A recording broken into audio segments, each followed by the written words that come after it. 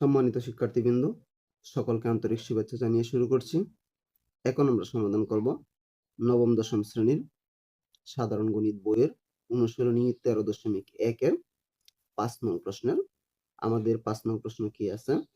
2 - 5 - 12 - 19 দ্বারাটির সাধারণ অন্তর এবং 12তম পদ নির্ণয় করো।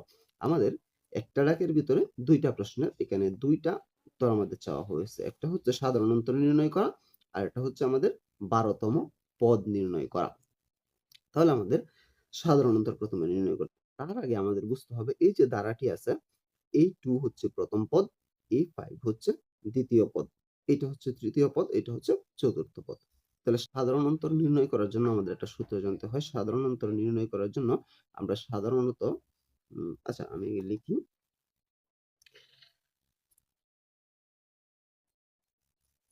মনে করি পদ এ সমান 2। প্রথম পদ আমরা এ ধরলাম, এ সমান কত? 2। এখন আমরা সাধারণ অন্তর নির্ণয় করব।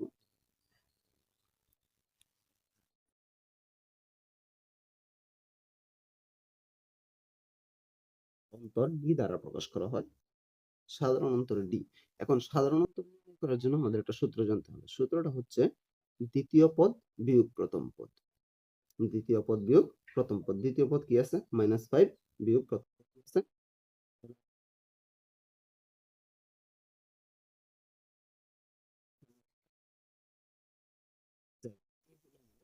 সাধারণ অন্তর। এই প্রথম অংশের সমাধান সাধারণ অন্তর। তবে আমরা সাধারণ অন্তর কিভাবে নির্ণয় করলাম? দ্বিতীয় পদ বিয়োগ প্রথম পদ। যদি আমাদের দ্বিতীয় পদ না থাকে, তাহলে প্রথম পদও না থাকে, শুধু তৃতীয় চতুর্থ বা চতুর্থ পঞ্চম এরকম পদ থাকে, তাহলেও আমরা সাধারণ অন্তর নির্ণয় করতে পারবো। তাহলে সাধারণ অন্তর নির্ণয় করার মূলত আমাদের যে সূত্রটা, সেটা হচ্ছে পরবর্তী পদ বিয়োগ পূর্ববর্তী পদ। এই যে এটা হচ্ছে পরবর্তী পদ বিয়োগ আর পূর্ববর্তী পদ, তাহলে আমাদের সাধারণ অন্তর। এরকম ভাবে যদি দ্বিতীয় আর তৃতীয় পদ থাকতো, তাহলে পরবর্তী পদ বিয়োগ পূর্ববর্তী পদ। আমরা যদি মাইনাসের 12 সাথে মাইনাসের 5 বিয়োগ করি, তাহলে আমাদের মাইনাসের 7ই হয়। আবার যদি মাইনাসের 19 থেকে মাইনাসের 12 আমরা বিয়োগ করি, তাহলে আমাদের -7 হয়। তার মানে আমরা সূত্রটা কি পেলাম? পরবর্তী পদ বিয়োগ পূর্ববর্তী পদ। এটা হচ্ছে আমাদের সাধারণ অন্তর। 12তম পদ নির্ণয় করা। আমাদের তম পদ n দ্বারা প্রকাশ করা হয়। তম পদকে আমরা n দ্বারা প্রকাশ করব। তার মানে 12তম পদ, এটা কিসের মান? n এর মান। n এর মান কত? 12। 12তম পদ বা n-তম পদ নির্ণয় করার জন্য একটা সূত্র আছে। তাহলে আমরা দিব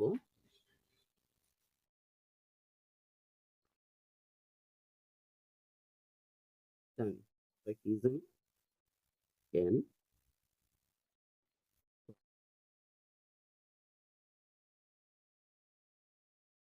plus n minus 1 into a plus n minus 1 into d। এটা হচ্ছে আমাদের তম পদ নির্ণয় করার জন্য n তম পদের সূত্র। এখন আমরা কততম পদ নির্ণয় করব? 12তম। তাহলে n এর পরিবর্তে আমরা দিব, সুতরাং 12তম পদ ইকুয়াল, এর পরিবর্তে এর মান দিব। এর মান কত? 2, প্রথম পদ,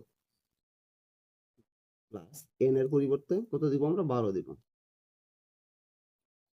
-1। আর d এর পরিবর্তে আমরা কি দিব? d এর মান -7।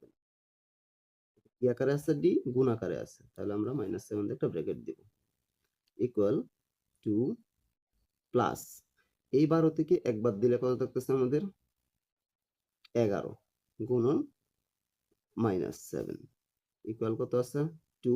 এখানে মাইনাস, এখানে প্লাস, প্লাসে মাইনাসে মাইনাস। 11 সাথে 7 গুণন দিলে 7 × 77। এখন যদি 77 থেকে আমরা প্লাসের 2 বাদ দিই, তাহলে থাকতেছে কত? -75।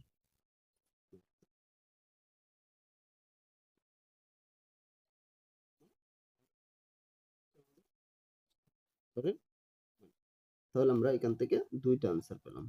একটা হচ্ছে সাধারণ অন্তর, একটা হচ্ছে 12তম পদ।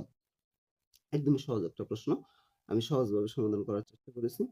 পুরো আমি বোঝাতে পেরেছি। তারপরে যদি কারো কোনো সমস্যা থাকে আমাকে কমেন্টে জানাতে পারো, আমি সমাধান করার চেষ্টা করবো ইনশাআল্লাহ। পরবর্তী কোনো ভিডিও নিয়ে তোমাদের মাঝে অবশ্যই আসবো। সে পর্যন্ত সকলে ভালো থাকবা।